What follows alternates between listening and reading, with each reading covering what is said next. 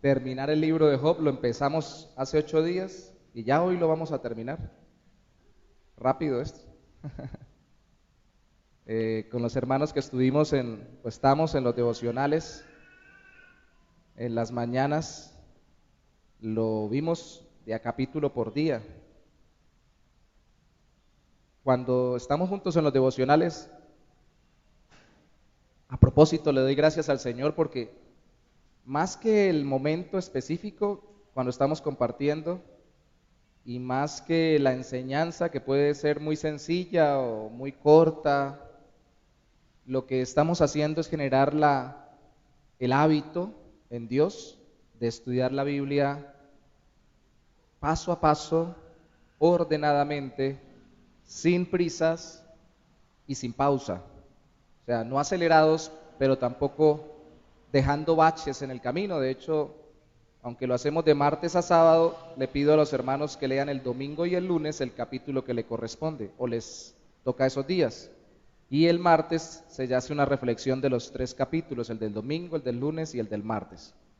Entonces, el libro de Job nos sirvió para reflexionar en el sufrimiento, y antes de leer e iniciar el capítulo 42, debo decir que realmente a mí, en lo personal, me permitió pasar por una etapa en estos días en que vimos Job de reflexión de mi propio corazón e identificar ciertas cosas en mi vida y darme cuenta bueno, que todavía nos falta mucho por progresar en el Señor, pero que Dios es bueno y que nos sostiene en medio de toda dificultad, interna y externa. Así que lea conmigo, por favor, Job capítulo 42, versículo 10.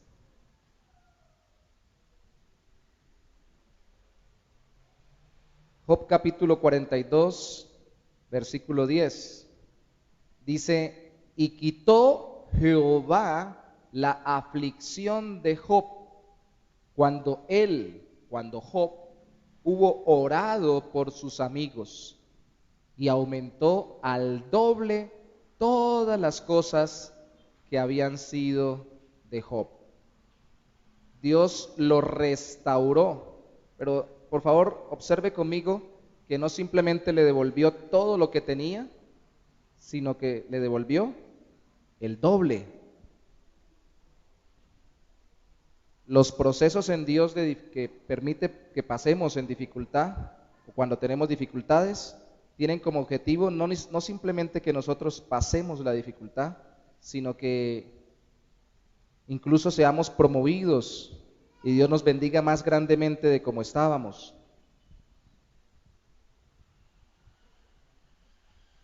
Acá el asunto de la economía no es otra cosa sino un reflejo de lo que Dios hizo en el corazón de Job. Siempre que pasemos por una dificultad es para que estemos mejor. De hecho, cuando usted piensa en la Biblia, el Edén se parece mucho al paraíso. Perdón, el Edén y el paraíso es el mismo. El nuevo Edén o el nuevo paraíso, el nuevo cielo y nueva tierra en el Apocalipsis, la restauración de la humanidad, se parece mucho al Edén de Adán y Eva en el Génesis, pero mejorado.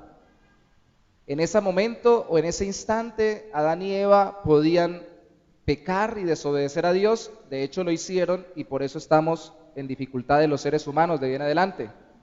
Pero ya cuando venga la restauración plena, aunque se parezca mucho, será mucho mejor.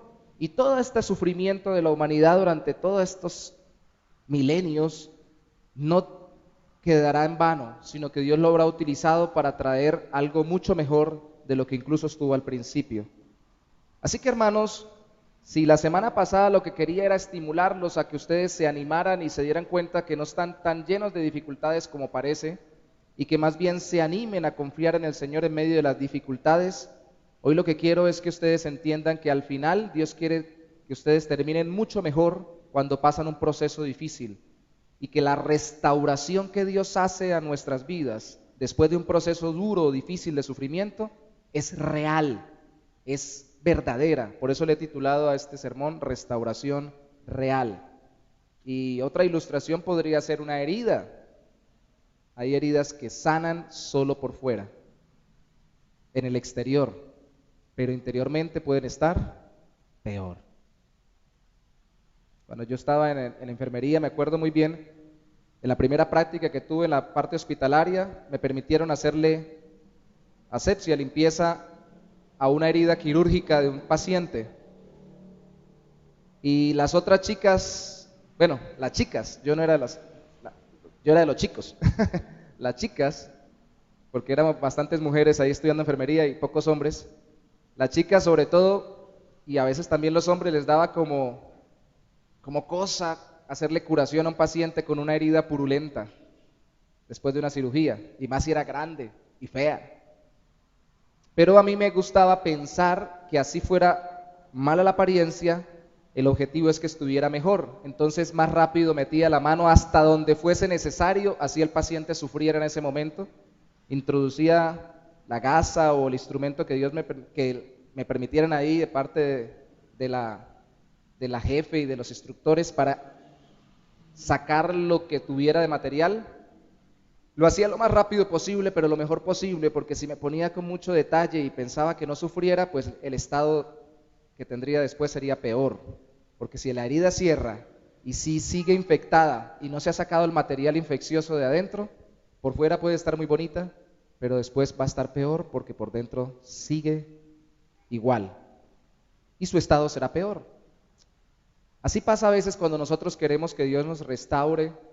Job, podríamos decir, hubiera pensado, bueno, yo lo que necesito es que Dios me devuelva propiedades, hijos, de hecho eso pasó también, y que me restaure la salud y ya. No, no, no, no, no, hermanos, cuando Dios trabaja con nosotros en una dificultad, está trabajando en lo profundo de nuestro corazón.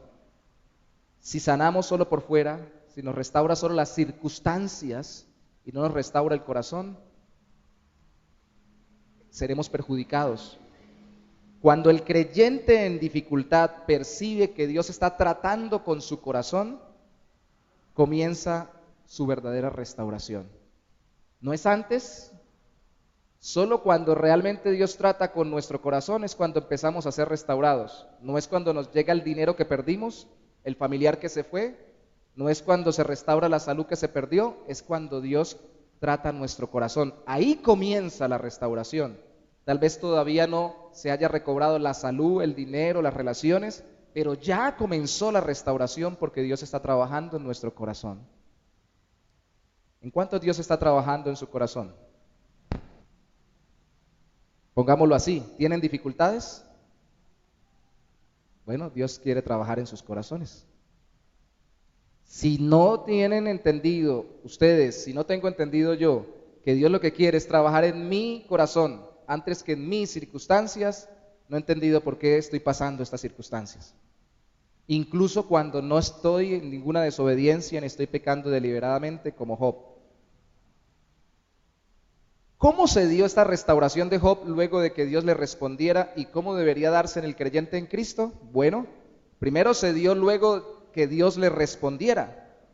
Y antes de decir cómo debería darse en nosotros esto que se dio en Job, debemos decir que en los capítulos anteriores, al 42, el 41, el 40, el 39, el 38, son capítulos donde Dios le habla a Job.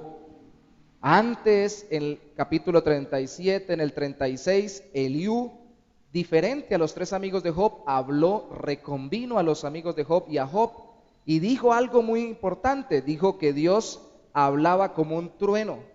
Y precisamente en el capítulo 38 responde Dios desde un torbellino, versículo 1. Entonces respondió Jehová a Job desde un torbellino y dijo, luego en el intermedio algo le habló Job a Dios, pero se cayó de nuevo y empezó de nuevo Dios en el capítulo 40 y dice, además respondió Jehová a Job.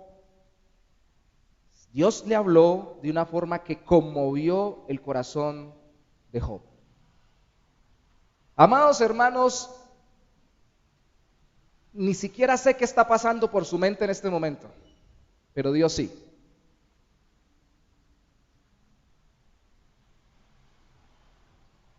Algunos están aquí, de cuerpo presente, pero de alma ausente. No sé dónde están, pero Dios sí sabe dónde anda su corazón. Algunos están aquí y lo que estoy diciendo de la palabra de Dios alcanza a escucharse por allá como un eco, eco, eco, como un susurro. Mientras en su mente truena el recibo de la luz, el problema con el vecino, la falta de dinero, el trabajo que me hace falta. Eso suena como un trueno. ¿Alguno está así en este momento, en este lugar? No levante su mano, por favor. No lo queremos avergonzar. No es usted solo, hermanos, hay varios. Aquí el asunto, antes de la restauración, es que la voz de Dios sea desde un torbellino, sea como un trueno, sea como la más grande de todas las manifestaciones de la naturaleza que usted ha percibido o ha sentido, así como cuando salen corriendo algunos que truenan, ¡ay, está tronando! Y se esconden porque está lloviendo, o corren porque está relampagueando, o aún cosas que no son de la naturaleza se ocultan cuando escuchan una bomba explotar. Así debe retumbar la voz de Dios en nuestro corazón. Porque si no, no comienza la restauración. ¿Por qué?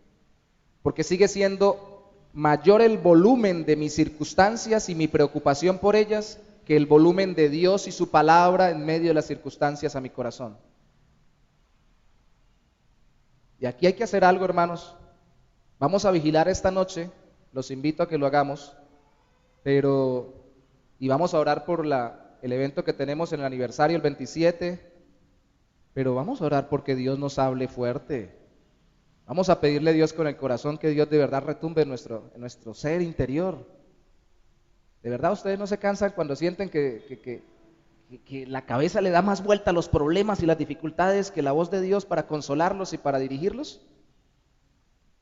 Eso no les retumba tanto como para tener que arrodillarse y ponerse a clamar delante del Señor y gemir, como dicen los salmistas: Señor, con los hermanos vamos en los salmos ahora, ¿hasta cuándo? El salmista, lo que menos tenían los salmistas era protocolos, ¿no? Vengo delante de ti, Señor, reverentemente a pedirte que por favor, si te place, si es tu delicadeza, quites de mí esta circunstancia adversa, este reyesuelo que me está queriendo atormentar. ¿Así eran los salmos? ¡Me persiguen! ¡Se burlan de mí, Señor! Así son los salmos.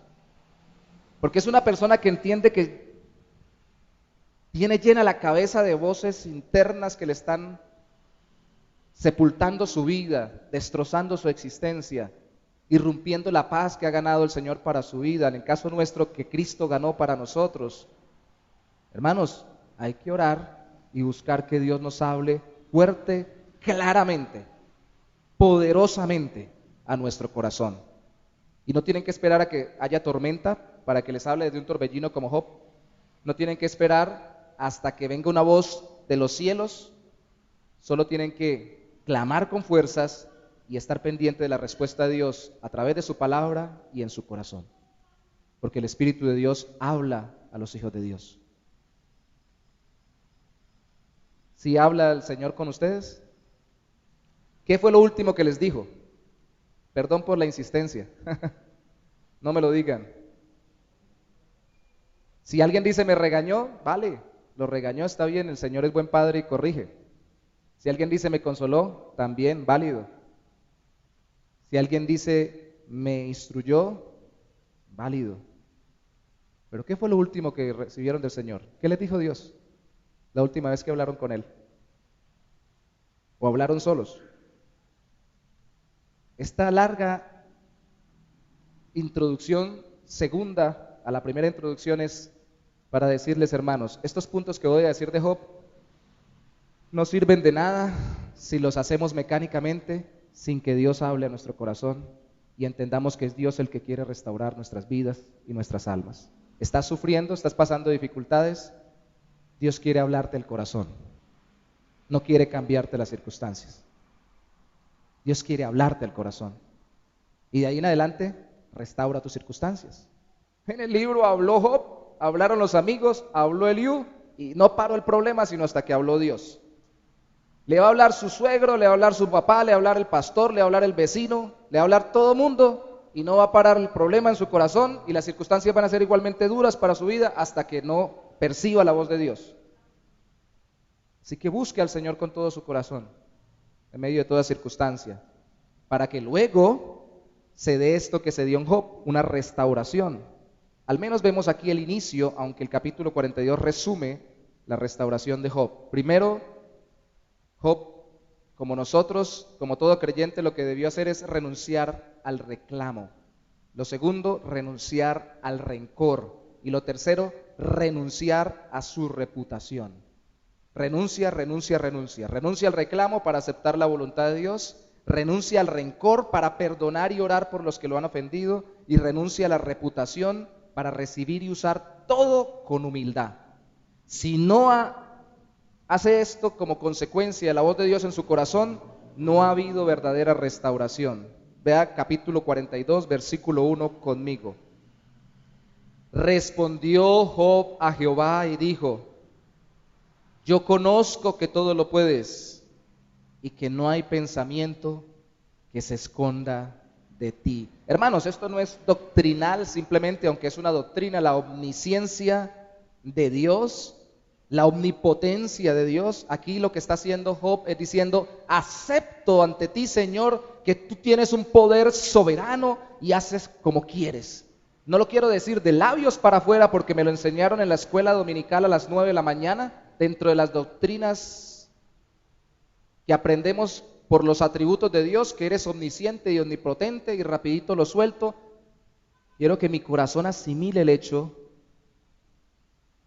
realmente que tú haces lo que quieres y que conoces lo que pasa en mi corazón cuando tú obras en mi vida y en mis circunstancias. Acepto. Con eso está diciendo Job: acepto lo que has hecho. Acepto. Al principio acepté, dije: tú diste, tú quitaste, capítulo 1 de Job. Luego le dije a mi esposa: vamos a recibir lo malo y no lo bueno y no lo malo de Dios, o las circunstancias adversas. Pero después del capítulo 3, dice Job, me solté al punto que prácticamente estuve cerca de blasfemar en mi cuestionamiento de ti y de tu voluntad, pero me rindo, Señor, acepto. Como dice una canción de un cantautor que hoy en día no me gusta mucho, pero que antes cantaba muy bonito: me dejo ganar, te dejo ganar. Es más, no te dejo ganar porque yo quiera dejarte ganar, porque estoy vencido, me rindo. De verdad, hermano, hay que dejar de pelear con Dios. Renunciar a reclamarle a Dios es dejar de querer ser o de querer ejercer el lugar de Dios en nuestras vidas. Cuando el reclamo es lo que más hay en nuestro corazón y en nuestras palabras, pero sobre todo ante Dios es lo que más tenemos, no ha habido restauración. Cuando usted dice: renuncio, Señor, acepto que tú eres poderoso. Versículo 3, acepto ante ti, Señor, que lo que yo he hablado fue neciamente y sin entendimiento. Verso 3 al 5, ¿quién es el que oscurece el consejo sin entendimiento? ¿Sabe? Esto parece un eco del capítulo 38, versículo 2, porque esto se lo dijo Dios a Job cuando le empezó a hablar. ¿Quién es este muchacho que yo dije que era perfecto e íntegro y al principio se guardó mucho para mí, que ahora todo el mundo lo tiene patas arriba y como medio loco porque ha hablado una cantidad de cosas sin entendimiento?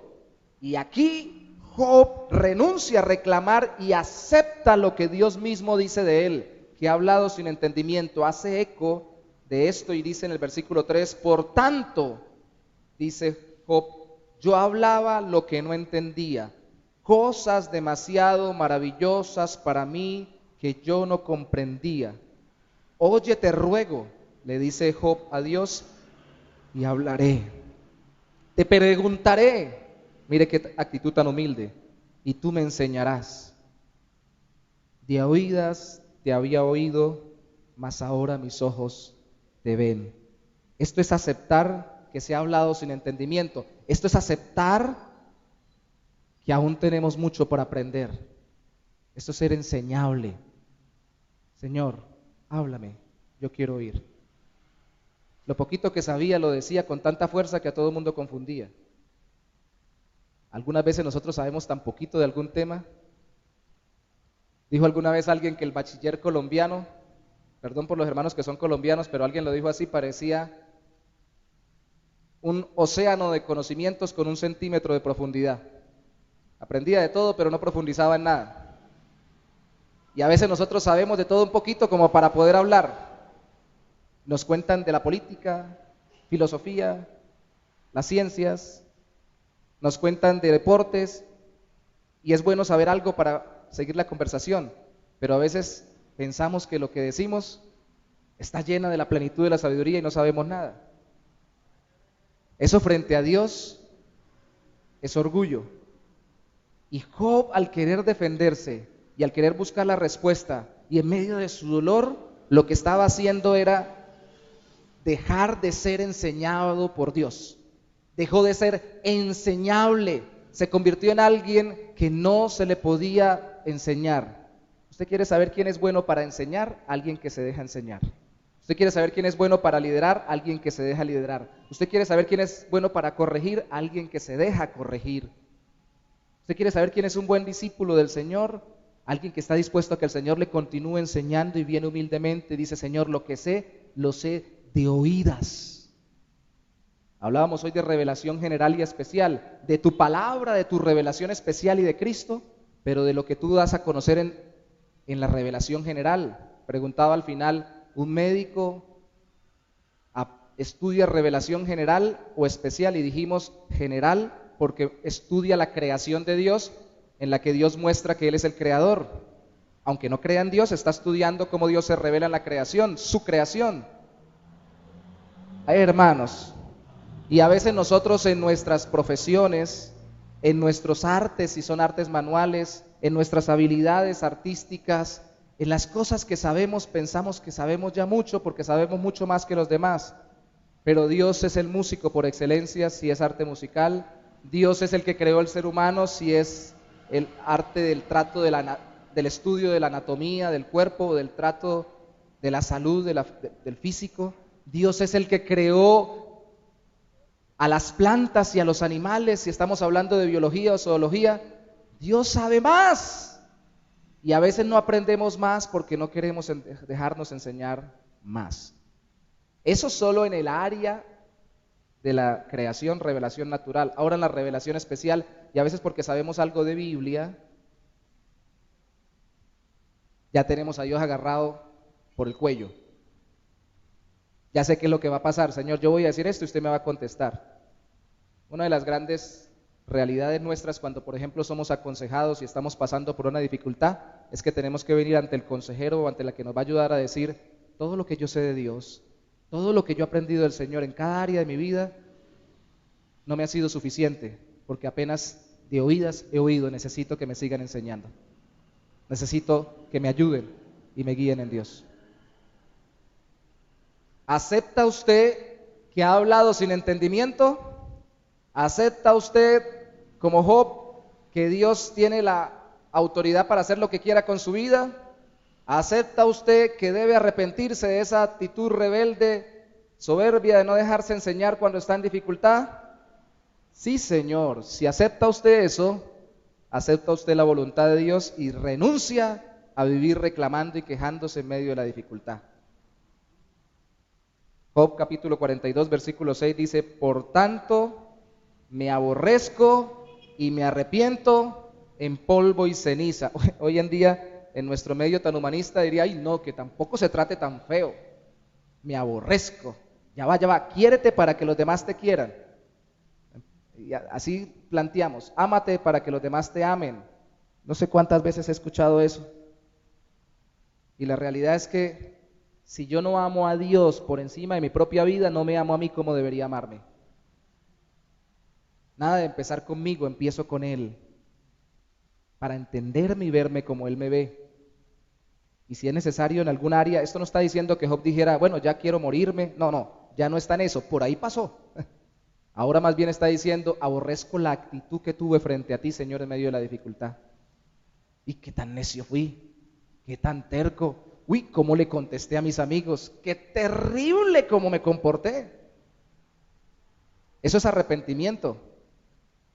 Vamos con las evaluaciones, voy muy lento a pesar del tiempo, pero quiero preguntar: ¿cuándo fue la última vez que se arrepintió de esa manera? que aborreció algo de su actitud, de su forma de pensar, de su forma de ser, y se arrepintió y vino delante de Dios en arrepentimiento, aceptando que ante Dios que debe arrepentirse de algo en su vida. ¿Cuándo fue? ¿O somos cristianos tan buenos que creyentes hermanos, casi que les veo la areola, casi que los veo con alas volando, no con 2, sino con 4, con 6? De verdad, hermanos, esto es parte de la vida cristiana. El arrepentimiento no es solo cuando empieza uno a vivir en Cristo, es toda la vida cristiana. Entre más confío en el Señor, más me arrepiento de aquello que aborrece el Señor. Y sí, aborrezco mi propia vida en esa área. No es que esté negándome, ni que esté tratando de... Al contrario, el que se quiere suicidar como Job quería morirse, lo vimos, es el que menos está reconociendo su pecado o menos se está arrepintiendo delante de Dios. Por eso es que Job quería morirse. Así que no se deje vender esto de que aborrecer algo y arrepentirse por algo es aborrecerse uno y querer morirse y querer suicidarse. No. La tristeza que es según Dios, 2 Corintios capítulo 7, versículo 10, es para arrepentimiento, el cual produce salvación. De lo que no hay que arrepentirse. No hay que arrepentirse y aborrecerse uno cuando está orando mal y viene delante de Dios para que lo restaure. Pero la tristeza que es según el mundo, dice ese mismo versículo, produce muerte. Así que no. La tristeza de Pedro cuando negó a Cristo fue el proceso a través del cual Cristo lo restauró. La tristeza que produce salvación, que es según Dios. La que tuvo Judas es la que produce muerte, se mató.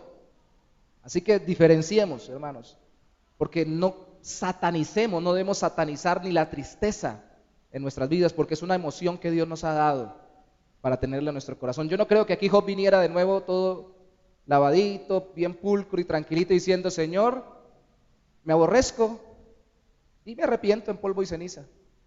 ¿Así? No, yo creo que cuando dice polvo y ceniza era porque se sentaban sobre polvo y ceniza. Y realmente estoy compungido por la actitud que tuve. Renuncio a estar reclamando en medio de las dificultades.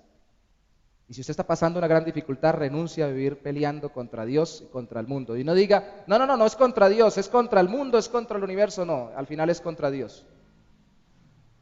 Renuncia al reclamo, acepta la voluntad de Dios, el proceso por el cual Dios lo está llevando. Segundo, renuncia al rencor. 7, versos 7 al 8. Y aconteció que después que habló Jehová estas palabras a Job, Job dijo a Elifaz temanita: mi ira se encendió contra ti. No le habló ya Dios a Job, sino a su amigo. Contra ti y tus 2 compañeros, porque no habéis hablado de mí lo recto como mi siervo Job. Y uno dice: pero lleva 3 capítulos reprendiendo a Job y ahora dice que habló lo recto Job. Ahora pues, tomaos 7 becerros y 7 carneros, e id a mi siervo Job y ofreced holocausto por vosotros, y mi siervo Job orará por vosotros, porque de cierto a él atenderé, para no trataros afrentosamente, por cuanto no habéis hablado de mí con rectitud como mi siervo Job. La semana pasada lo dijimos, debemos repetirlo. Los amigos de Job tuvieron una muy buena argumentación, pero con una muy mala motivación. Querían demostrar que Job era un pecador empedernido, estaba mal, aunque decían muchas verdades de la Biblia. Mala motivación, buena argumentación. Y Job tenía una muy buena motivación, quería que Dios le respondiera y quería mostrar que no estaba sufriendo por un pecado deliberado, pero tenía una muy mala argumentación porque vivía tratando de excusarse y culpando a los demás porque le hablaban mucho, porque le hablaban poco, porque no lo entendían y todo lo demás. Entonces aquí cuando Dios dice que mi siervo Job se ha hablado lo recto, es porque en el fondo Job se estaba realmente identificando con Dios como el único que lo podía restaurar y estaba buscando que Dios le hablara, aunque dijera disparates en algún momento. Mientras que los otros estaban en su humanidad, argumentando verdades bíblicas como un buen teólogo, pero usándolas con muy mala intención. Así que mi siervo Job habló bien. Ustedes hablaron mal. Y aquí, para renunciar al rencor hay que perdonar y orar por los que nos han ofendido. Aquí vemos que Dios reprendió a sus amigos y Job tenía que perdonar a sus amigos que lo ofendieron a pesar de que Dios los había reprendido. ¿Ustedes no les pasó? ¿Los que están aquí tuvieron hermanos? ¿Cuánto les pasó la escena esa de que le echaron la culpa de algo que hizo su hermano? Y cuando lo iban a castigar de pronto se dieron cuenta en algún momento que al fin detectaron que era el hermano mío y no era yo. Y le pegaron tremendo regaño y en ese tiempo le dieron tremenda juguetera. Y después el papá dice, bueno, de todas formas, llévensela bien, trátense bien. Usted dice, qué bueno que le dieron. Me alegra que al fin lo hayan agarrado. Lo pescaron con las manos en la masa. ¿Cierto? Me había echado la culpa a mí. Se lo merece por sinvergüenza. Mi papá le anduvo duro, mi mamá le anduvo duro. Se lo merecía. Como decía la hermana de Heidi que días me estaba comentando, no es que me alegre, pero me corre un fresquito. Estaba comentando la expresión allá en Venezuela, que también es de Cúcuta. Para perdonar tenemos que superar el hecho de querer recriminar al que voy a perdonar por algo que Dios ya lo ha reconvenido, incluso lo ha reprendido y está sufriendo las consecuencias.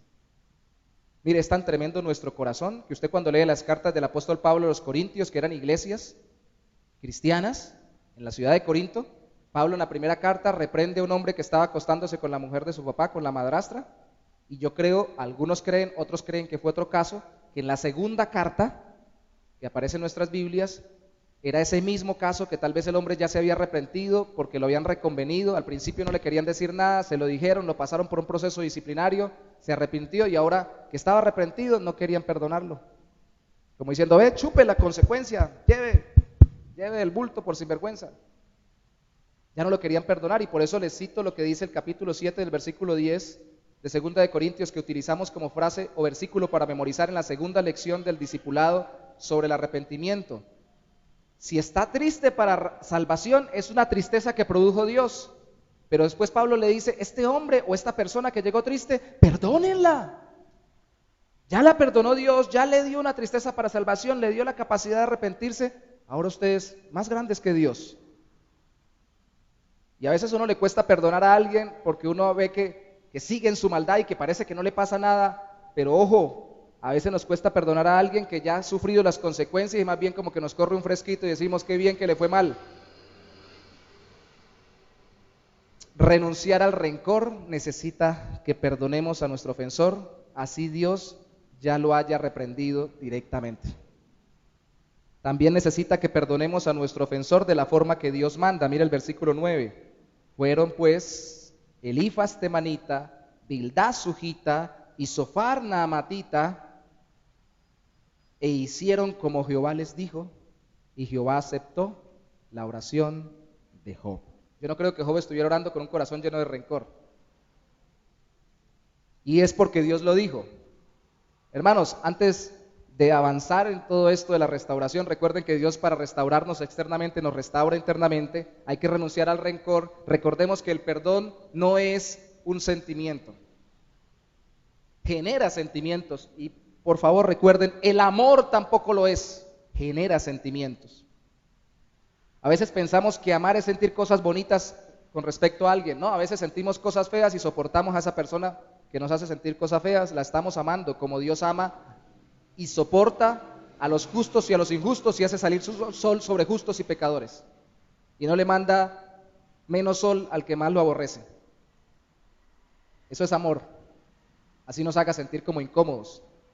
Y perdón no es cuando el Señor toque mi corazón y yo sienta el impulso y sienta como algo especial y como que en medio de la oración yo escuche algo en profundo de mi corazón y diga, y uy, sí siento el impulso, voy a salir corriendo. Y casi que llega uno como cuando llega al baño y le dice, rápido, rápido, a la persona que está haciendo la cola, quítese que voy para el baño.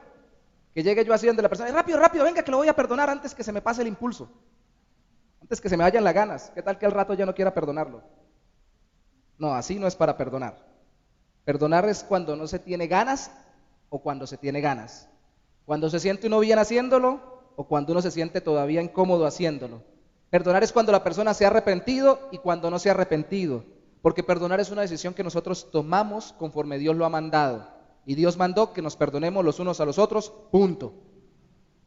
Y que lo hagamos como una decisión voluntaria. Pero si el otro no quiere que yo lo perdone ni quiere pedirme perdón, entonces no tiene que mantener una relación específica con él para decirle te perdono, si no puede hacerlo, incluso si le es agresivo, pero en su corazón, perdónelo. Y no traiga más a memoria, esa es la cuestión, la falta. Ni mucho menos se la traiga a memoria a la persona, ¿no? Yo lo perdono, pero es que usted sí. Y peor aún, ¿no? Yo lo perdono o la perdono, pero porque soy yo, pero otro, no lo perdona o la perdona. O peor aún, lo perdono porque me lo mandó Dios. Ahí le tiro eso, que se llama perdón. Aunque lo mande Dios, perdono como Dios manda. Y es no teniendo en cuenta la falta o la deuda, porque me debe honra, me debe respeto, en algo me faltó, siempre lo pone la Biblia como una deuda, no se lo voy a cobrar y no se la voy a recordar después. No se la voy a recordar después. Eso es perdonar. Y perdona al ofensor de tal forma que puede orar por él. Recuerden que Dios aceptó la oración de Job, versículo 10. Entonces, cuando realmente perdonamos, podemos orar. Entonces, ¿cómo se escuchará una oración de alguien que perdona?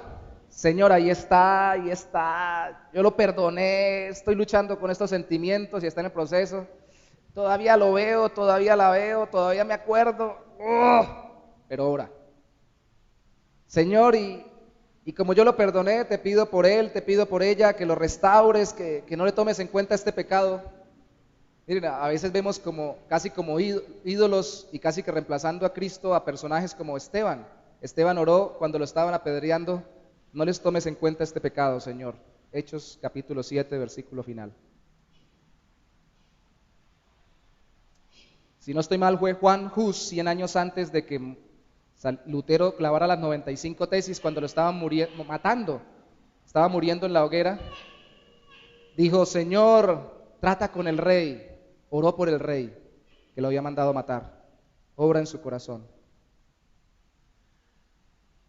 ¿Cómo ora usted por los que le han ofendido? En medio del proceso de dificultad, porque siempre alguien nos ofende cuando estamos pasando una dificultad. Preciso cuando uno está pasando problemas, cuando más mal está, es cuando llegan y lo ofenden a uno. Y como hablábamos la vez pasada, a veces los más cercanos, como fue la esposa de Job, como puede ser nuestra pareja, nuestros hijos. ¿Cómo ora usted por aquellos que le ofenden? Hay que extirpar de nosotros esos tipos de oraciones que yo he escuchado. Señor, llévatelo, te lo mando, ilumínalo o elimínalo. Haz algo con él. Esas cosas suenan muy bonitas y muy chistosas para un cuentachistes o para un sábado felices, pero es terrible para un corazón que de verdad quiere que Dios lo restaure. Si usted quiere restaurar su corazón, empiece a orar pensando en qué estará pensando el corazón o qué estará pasando por el corazón de esa persona que lo ofendió.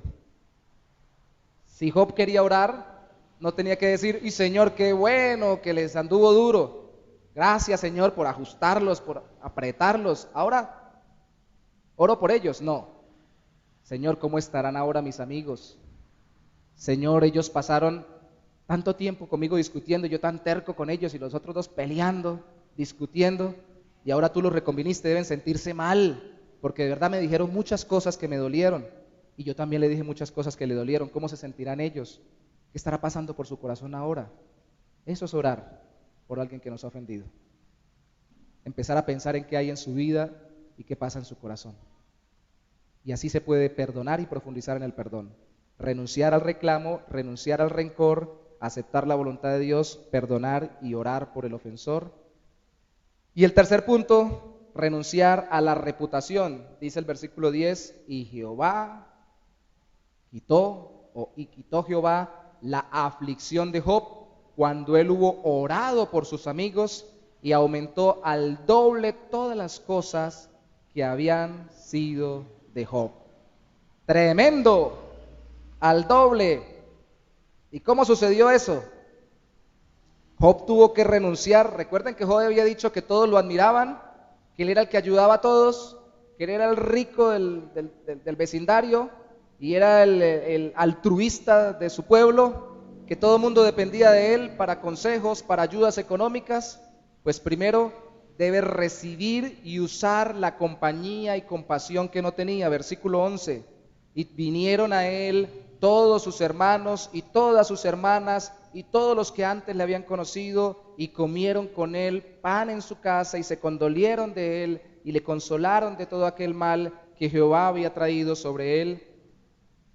Y cada uno de ellos dio una pieza de dinero y un anillo de oro a Job. Tuvo que recibirlos. ¿Sabe cuál es la tentación del corazón que todavía acumula rencor si no ha renunciado al rencor y ha perdonado? Pero que peor aún, aunque supuestamente quiera perdonar, pero todavía mantenga su orgullo de su reputación que tenía antes de todo el problema que ha pasado. Decir, bueno, pero ustedes ahora me vienen a acompañar cuando yo estuve tan solo y tan mal y tan enfermo y nadie vino a visitarme. Tiene que recibir y usar eso. Si alguien viene a usted y lo quiere ayudar en medio de una dificultad, por favor, igual que yo, no vaya a decirle a esa persona, ¿a qué viene? ¿Hasta ahora viene? ¿Ya para qué me va a ayudar? Ya estoy resolviendo el problema. Ya yo solo puedo hacerlo. Hay que bajar la prepotencia, renunciar al orgullo, recibir a la persona y disfrutar la compañía. Porque eso es consuelo. Recuerda, hermano, consuelo no son explicaciones, consuelo son compañías. La primera y más grande es la compañía de Dios y la segunda son las personas que Dios pone a nuestro lado para que nos acompañen en medio del sufrimiento. No se le olvide esto, consuelo no viene por explicaciones, sino por compañía. Consuelo a nuestro corazón no llega por explicaciones de todas las cosas, sino por que Dios esté con nosotros y que las personas que están a nuestro alrededor las aprovechemos para consolarnos o para que seamos consolados. Recibe y usa la compañía, recibe y usa los regalos. Versículo 11, ¿qué fue lo que le dieron a Job? No solo le dieron compañía, condolencias y consuelo, le dieron dinero, cash money, una pieza de dinero y un anillo de oro. En ese tiempo obviamente se utilizaban las monedas o los metales preciosos para poder simbolizar lo que hoy para nosotros es el dinero, la plata, los billetes, para poder hacer transacciones. No vinieron con los bolsillos pelados, dijeron aquí venimos a consolarlo, pero también venimos a colaborarle. ¿Cómo cuesta? Yo he visto a algunas personas y a mí mismo me he visto tentado a hacerlo, que cuando le están colaborando con algo dicen, ¡ay no! Gracias. Y yo mismo, qué pena, pero no quisiera, pero bueno. ¿Por qué? Porque en nuestro corazón pensamos, yo debería estar más bien produciendo. Podría decir Job, yo produje, yo di, yo repartí, yo colaboré, ahora que me estén dando. Y no, qué vergüenza. Vergüenza es que no recibamos lo que Dios nos está dando, porque ese es el principio de la restauración. Restaura nuestro corazón del orgullo de vivir bajo una reputación de algo y nos da el recurso para poder ser restaurados después. Esos regalos físicos, económicos u oportunidades, alguien que le dice, ¿sabe qué? Yo sé dónde hay un trabajo, ¿sabe qué? Yo tengo la solución a esa enfermedad, tengo el remedio. Son las oportunidades que Dios da para iniciar el proceso de restauración. ¿Con qué cree usted que Job volvió a levantarse? ¿Cómo llegó a tener, después dice, tanto? Mire el versículo 12, y bendijo Jehová al postrer estado de Job más que el primero, porque tuvo 14,000 ovejas. ¿Fue por generación espontánea? ¿Aparecieron las 14,000 ahí? 6,000 camellos, 1,000 yuntas de bueyes, que quiere decir 2,000 bueyes, la yunta era de 2, y 1,000 asnas. ¿Cómo hizo para tener todo si lo había perdido todo? ¿Cómo empezó? ¿Cuál fue su capital de inicio? Seguramente las piezas de dinero y el anillo que le regalaron. Esto es un proceso, hermanos, aquí se está resumiendo años. Yo siempre he dicho, estábamos en consejería hablando de eso, las personas que llegan y dan testimonio por la radio cristiana y dicen, hermanos, quiero dar testimonio. Llevaba 10 años orando por mi marido, un sinvergüenza que me hacía la vida imposible, me maltrataba, me dañaba, no me dejaba ir a la iglesia y todo lo demás. Pero ya se convirtió y ahora le sirve al Señor. ¡Bravo! Se dice rápido, ¿no? Pero póngase a pensar, 10 años aguantando a ese tipo y orando por él. No.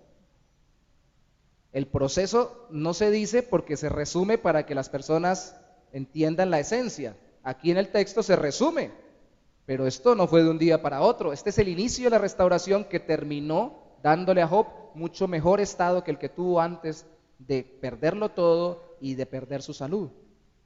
Pero para eso tuvo que empezar con algo. Entonces tuvo que recibir esos regalos, esas oportunidades que le brindaban, dejar el orgullo a un lado, renunciar a lo que tuvo como reputación y empezar otra vez de cero. Y vamos para adelante, en el nombre del Señor. Así es como Dios restaura una vida. A veces uno está con matrimonios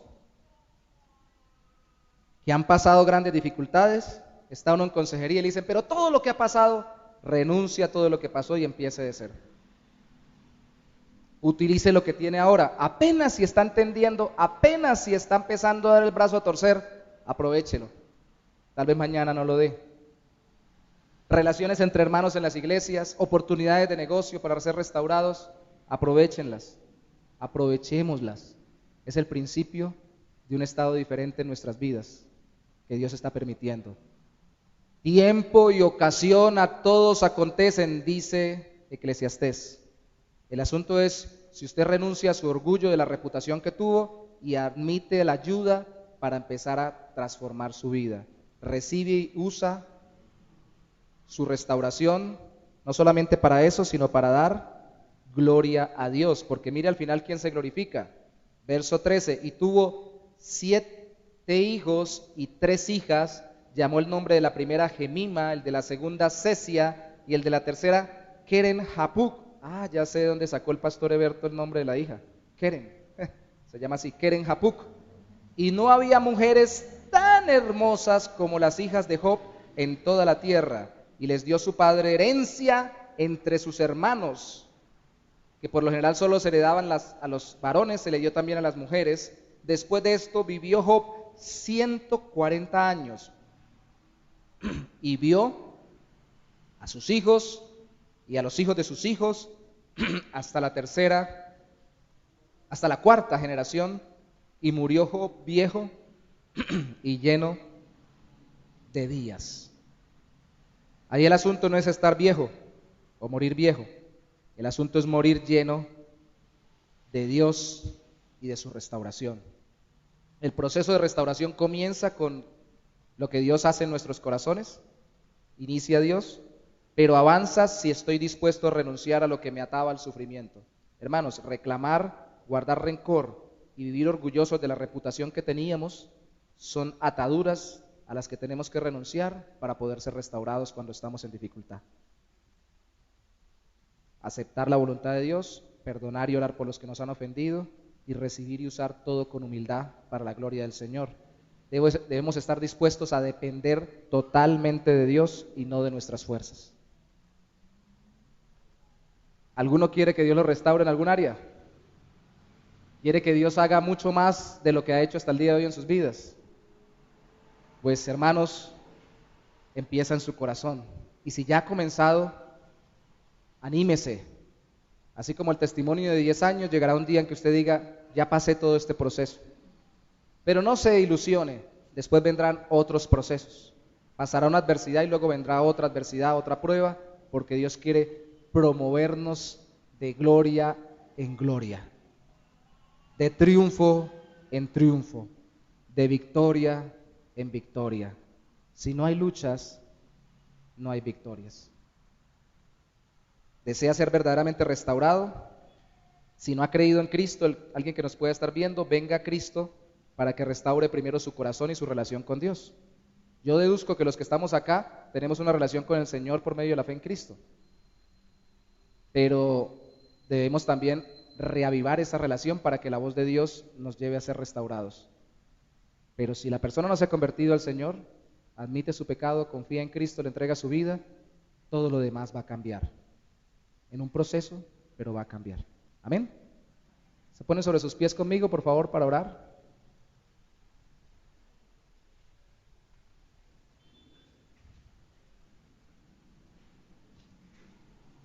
Esto es real. No es una restauración de mentiras, no es una restauración de palabras, no son ilusiones, es real. Yo creo en la literalidad, o más bien como estamos viendo en las clases bíblicas, en la inspiración de la palabra de Dios, y creo que Job no fue un personaje ficticio, fue real. Y lo creo porque el Señor Jesucristo habló de los personajes del Antiguo Testamento. Uno de sus discípulos, hermano de él, que luego fue su apóstol, un pastor de la iglesia cristiana, Santiago, en el capítulo 5 citó a Job. Y lo creo porque si el Señor Jesucristo se levantó de entre los muertos, pudo levantar a un Job de una lepra y de una perdición tan tremenda en esta vida. Así que si el Señor se levantó de entre los muertos, puede restaurar su vida en cualquier área.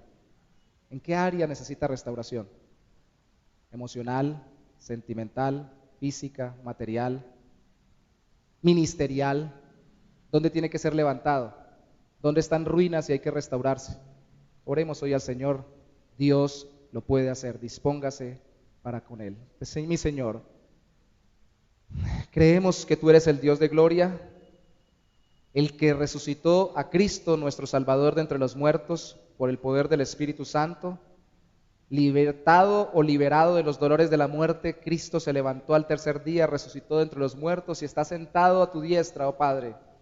Y ese es el testimonio más grande de que no hay nada imposible para ti.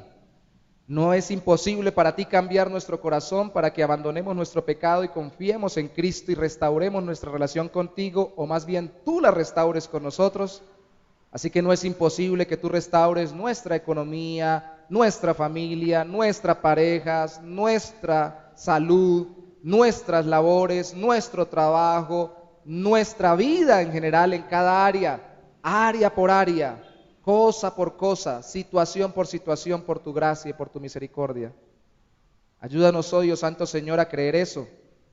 Espero que esto retumbe en nuestro corazón. Que mis hermanos se lleven hoy algo tremendo, así como la vez pasada, la semana pasada, debieron llevarse en su corazón al menos de lo que dije. Si Job sufrió mucho, yo no estoy sufriendo tanto como Job. Hoy podemos decir, si Job, que sufrió mucho, fue restaurado tan grandemente por ti, Señor, yo puedo ser restaurado por ti. Porque me has dado a tu Hijo, me puedes dar con Él todas las cosas. Es un proceso largo que se resume tan corto en Job, pero es un proceso real y vivo en mi vida. Restáurame, cámbiame, transfórmame de adentro hacia afuera, para que todo lo demás cambie mi vida. Ayúdame para no vivir pensando que las circunstancias deben cambiar, sino que mi corazón debe cambiar ante las circunstancias, y tú cambiarás las circunstancias en consonancia con el cambio de mi corazón. Ayúdame, Señor, ayuda a mis hermanos, ayuda a nuestros corazones para servirte y para vivir para tu gloria. Te lo pedimos en el nombre precioso de Cristo Jesús. Amén y amén.